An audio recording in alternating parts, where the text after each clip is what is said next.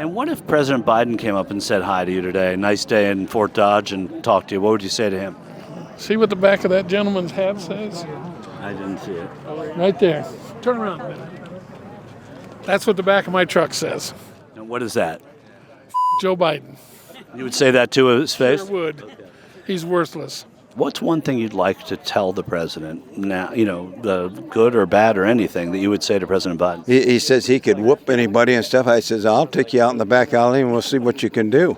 Well, I don't want to start a fight. I'm just talking about the president coming out here and saying hello. And what if President Biden came up and said, hey, how you doing? Beautiful day in Fort Dodge. I'd say, it sure is. If President Biden were to walk up to you right now and introduce himself and say hi, what would you tell the president? Probably just wouldn't say nothing, walk away from him. You wouldn't even say hello to the I president? wouldn't even say hello to him. In my opinion, he's garbage. And what if Donald Trump walked up to you right now? What would you say to him? I introduce myself, say I can't wait until he gets back in for 45th president, because I think he does a heck of a job the last term he was in, and I think he got screwed out of the election. In what way? I think people vote more than once somehow, somewhere. I don't know what was going on with that, but it wasn't right. Even though nobody found any evidence of that, right? Yep, I agree. I still think so. Yeah. Yep. Okay. What could change your mind? Nothing. President Trump, 2024. That's it. Right. What do you say to the president? Why are you doing what you're doing? And you say, what do you mean, sir? I think he's trying to wreck the country, giving it away. To whom? Any other country besides ours. And we mean giving support for Ukraine and Israel? No, I'm in support for Israel. I just mean he just don't take care of the American people. He's worried about the illegal people more than the American people. We have veterans that he's not taking care of, and yet they come across and they get money and hotel and food and phones. You know, it's really quite remarkable how successfully the GOP has marketed themselves as pro-veteran, pro-army, pro-military, when in fact they're like literally the complete antithesis of that. Re-entering the plane, I was told by Mark and Pope and some others that some horrible things were said, fake things, fake news, corrupt news, the kind of news that's ruining your profession. And everyone knows it's totally false. General Keith Kellogg was a highly respected man, couldn't believe when he heard it. And he knows everything about all of it. And to think that I would make statements negative to our military and our fallen heroes when nobody's done what I've done with the budgets, with the military budgets, with getting pay raises for our military. It is a disgraceful situation by a magazine that's a terrible magazine. I don't read it, but I just heard about it. They made it up, and probably it's a couple of people that have been failures in the administration that I got rid of, and I couldn't get rid of them fast enough, but or it was just made up. Their voting record is absolutely atrocious. I just want to note something that happened here today that was really odd.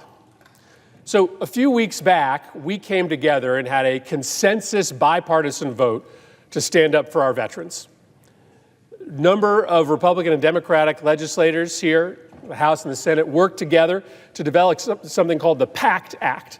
This is groundbreaking legislation, decades in the making, that provides veterans access to health care for exposure to toxic chemicals. Exposure that comes through being subjected to military burn pits. These are pits where a lot of toxic chemicals and plastics are burned at military installations, but also for exposure to chemicals like Agent Orange. So we had a 84-14 vote here just a few weeks ago in favor of the PACT Act. And then the bill came back to the Senate due to some technical corrections having nothing to do with the substance of the bill. And yesterday, the vote went from 84 to 55. 30 senators reversed their vote and the bill failed. All 30 of those were Republicans. Thank you, Mr. Chairman. Well, I'm going to actually try and get a better understanding of woke, a word that actually I have never used in a sentence myself. Just yes or no questions for every one of our witnesses. To me, veterans have earned and deserve comprehensive health care. That's been a promise that we've made to veterans. And now we know that we do not have thousands and thousands of nurses that are needed for the Veterans Administration to take care of them. So do you think that hiring more nurses to provide for our veterans is woke and wasteful and bloated? There's no second place in war, okay? We have to have the best. And right now, we are so woke in the military, we're losing recruits right and left. Secretary Del Toro over the Navy, he needs to get to building ships. He needs to get to recruiting, and he needs to get wokeness out of our Navy. We've got people doing poems on aircraft carriers over the loudspeaker.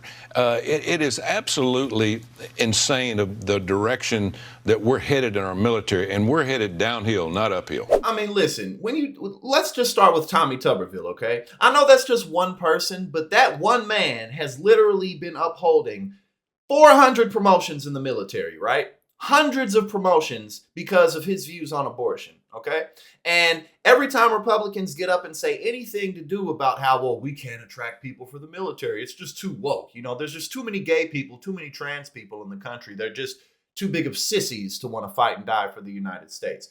No. Perhaps if you pay people a little bit more, just like with most other jobs, pay people more, give them better incentives, give them better benefits, and, you know, they may be more willing to join the ranks. Because right now, the last I checked, you know, we're not like under threat by some other nation. The United States is not under bomb threat by another country. No one's worried about losing their homes the way that they may be in other countries. So if you want more people in the military, you're going to have to give them better incentives to join. But again, also, vote less for wars. Give less money to the military in terms of bombing and destruction. But Republicans aren't ready to talk about that. The Democratic Party really isn't that much better. But when it comes to the Republicans, the ones who claim themselves to be all about the veterans, nah, that's not the case.